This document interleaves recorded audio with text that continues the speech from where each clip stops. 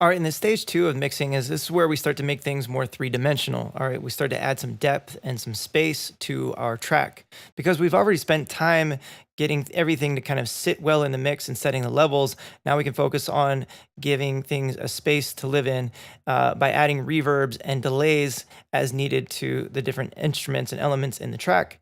And then we want to go through and clean up any of the effects that we add in with filters and EQs. And the last thing we want to do is to check the overall mix. All right, check the stereo image, check the frequency spectrum, and then also check the loudness to make sure that our peak levels are still not going above that -3 decibels full scale, so that we have some headroom before we go into the mastering phase. So what you may have noticed already is that this sample already has some reverb and delay on it from when I was playing around with it before. And sometimes what I'll do is I'll just throw a reverb and delay on things just to get an idea of what I might like it to sound like. And then when I go to mix it, I might refine that a little bit better, or maybe try out some different delays or try out some different reverbs just to see what sounds best. So for this particular example, we have this sample is going through this reverb right here, this RC48 reverb, and then it's also going through this delay, which is this Valhalla delay. And this is another one of those free plugins that you can get. It should be on that free plugin sheet that you got. Now, again, if you're using loops and they have reverbs and delays kind of already incorporated into that loop, that recording, then you won't have as much control over the sound. And this is where that separation really comes in handy, is so you can actually EQ and filter and compress or whatever you need to do with the reverbs and delays, and you can actually blend and mix the amount that they're coming in at. So with this particular track, I'm going to solo this out, and I'll turn these all the way down, and I'll just start to blend them in separate from this track. So these are what's called in parallel. We're using aux sends, and we have the reverbs and delays separate from this track. So I didn't put the plugins directly on this track. I put them on an aux send. So they're over here on these return tracks right here. So what I'll do is just solo this out and play just this sample so you can hear it as I add in this reverb and this delay.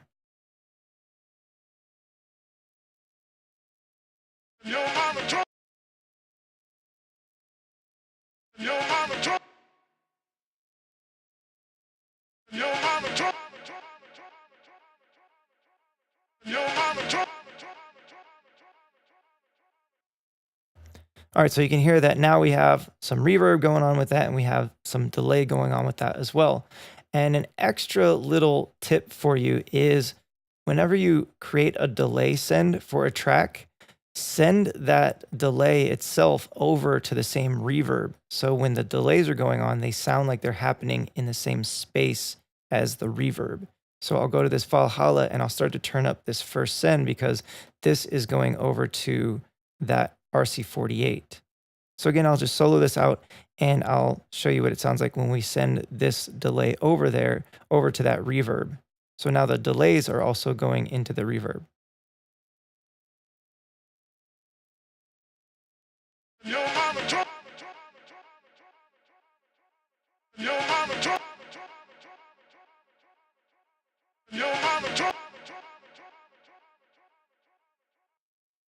All right, so sometimes you'll want to turn it up so you can hear the reverb, and then turn it down. So a really great way of using your reverb is to turn it up until you can hear it and then turn it down. All right, so I'll listen to this with it in the track, and I'll turn this reverb up until it's noticeable, and then I'll turn it down.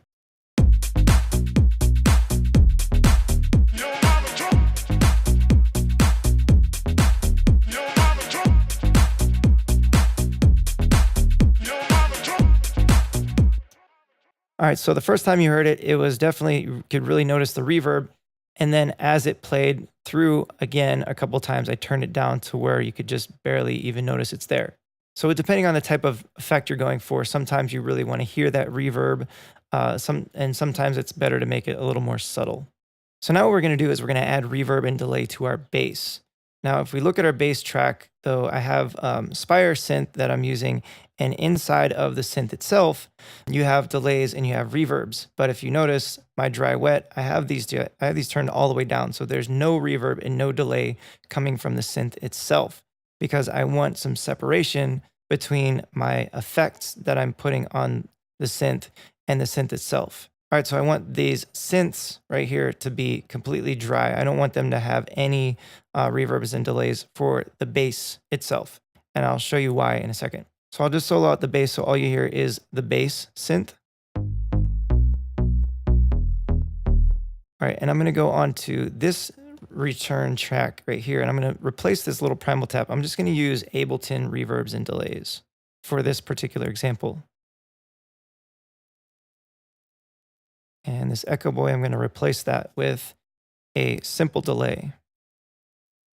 Now we could also use the same reverb that we've got going on for the vocal sample, and this would make it sound like they are in the same space. So I may end up actually doing that too, and then just use this reverb for maybe the drums or something. But we can test it out and see what it sounds like.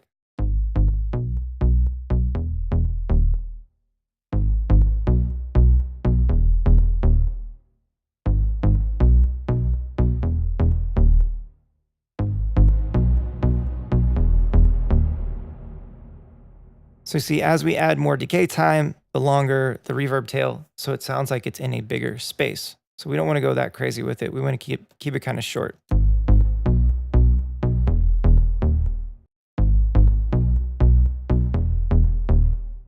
right, and now let's add in some simple delay. So on this D, this third one, this fourth return. So if we go 1, 2, 3, and then to the fourth one, then we can turn up this simple delay. See what that sounds like. And again, we want this dry wet all the way at 100% because we just want just the affected sound itself coming from this. And if we turn up feedback, then we're going to get more delays. So if it's at 0, it'd just be like delay, delay. And if we go turn it up more, then it's like delay, delay, delay, delay, delay. So then you'll have more delays with more feedback. So we want to keep it fairly short though.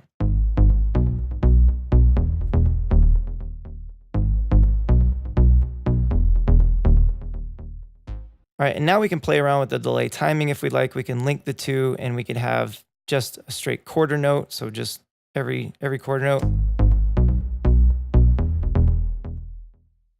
Or we could have it in triplets or eighth notes. So we can change up the timing here.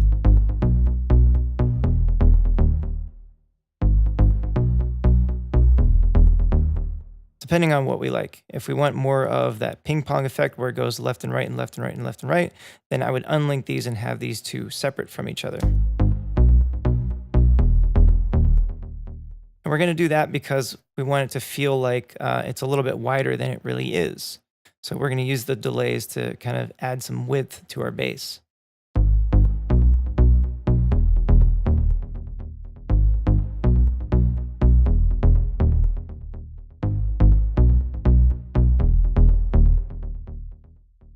All right, now the problem that you're going to notice though is that the bass itself, it has a bunch of low end information, but now the delay is happening and it's going to actually add more low end information to the whole track. So now we're going to have all of that kind of cluttering up the mix if we have this delay going on with that bass. And so I'll play all of that together.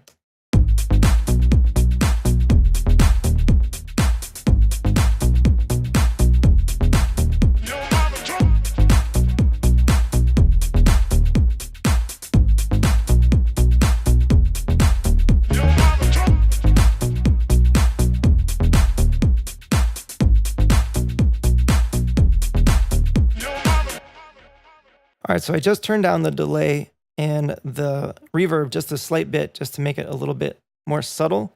However, that low end is going to get really cluttered up by the reverb and the delay that's going on because they also have low end information coming out too. And that's where you start to get mud in your mixes, is when you have this track playing a bunch of information all up in this low end here, and then you're sending it to this other channel that is also playing out that low end information, and you're getting all these delays, and that's where things start to sound really muddy in your mix. So what we want to do is we want to use our EQ and we want to start to clean up the effects. So I'm going to take this EQ and I'm going to high pass filter. I'm going to turn on this high pass filter here. I'm just going to cut out a lot of this low end, the low frequencies, right? So I'll solo out that bass again, and I'll play it with, and I'll start to roll out some of that EQ, some of that low end so you can hear what it sounds like.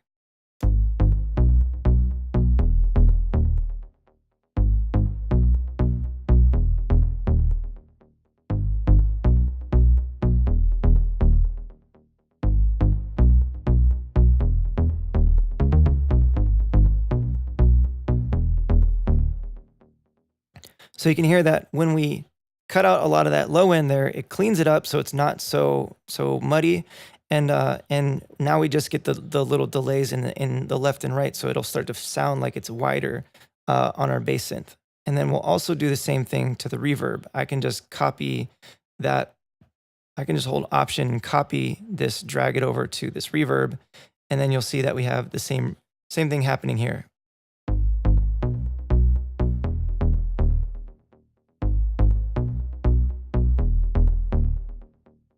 Now, if I had both the reverbs and the delays directly on this bass synth track, I wouldn't be able to filter out these low frequencies here that are going to be muddying up the mix between this reverb and this simple delay.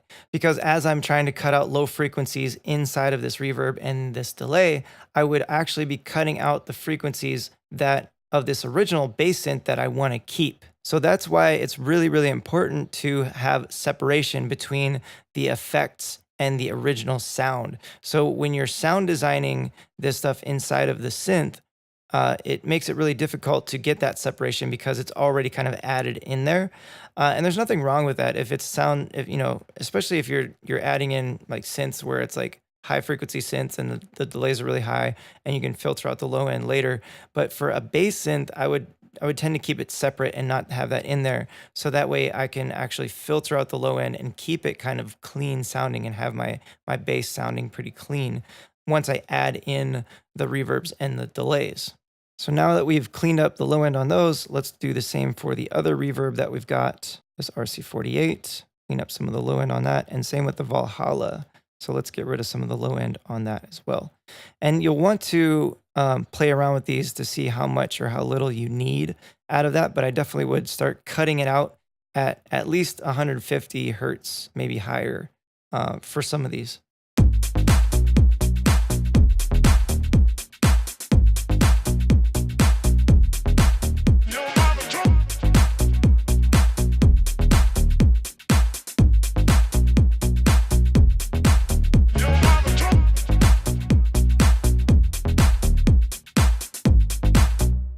All right, so I just took the high pass filter on the EQ after this simple delay and just pulled it down a little bit just to make sure that we could hear a little bit of the bass in those delays. And now we're setting the levels. We're just gain staging so that way we can hear it, but it's not sticking out too much. And then again, we can go into our drums and we can start to add in some reverb on these as well. Now, instead of going in and turning it up on every single individual channel, because we have created this group for all of these, we can actually just turn up the send on this group. So it makes it a lot easier. And I can just turn it up all from one place and just get the whole entire kit going to one reverb. And now it sounds like all of these instruments are playing inside of the same space.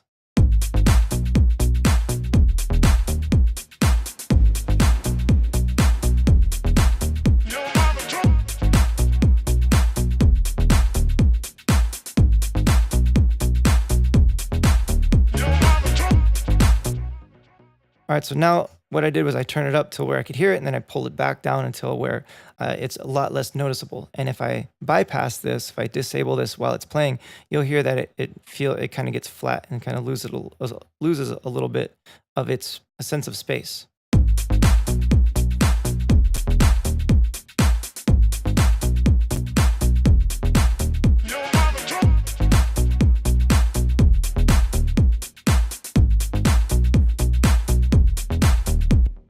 All right, so that is just getting our drums to sound like they're playing in the same space as everything else. All right, so now what we want to do is just double check our loudness meter and make sure that we're not going above that, again, that -3 decibels full scale.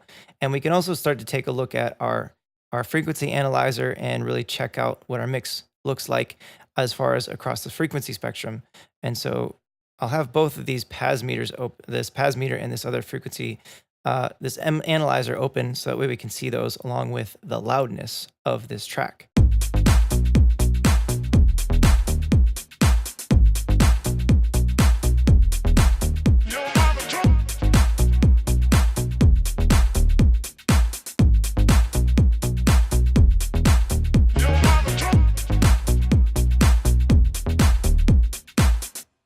All right, so you can see our profile on there before I started talking was pretty high in the low end, and then the high frequencies were fairly even, but the low end and the sub bass and bass were kind of coming in a little bit stronger than the rest of the track, which is fine for a dance track like this. And our peak level was below -3, so now it's obviously above it now because I'm talking through this. But this is a good way to just kind of check the mix. And now that we see that we've added these ambient effects, we've kind of given these things a space to live in.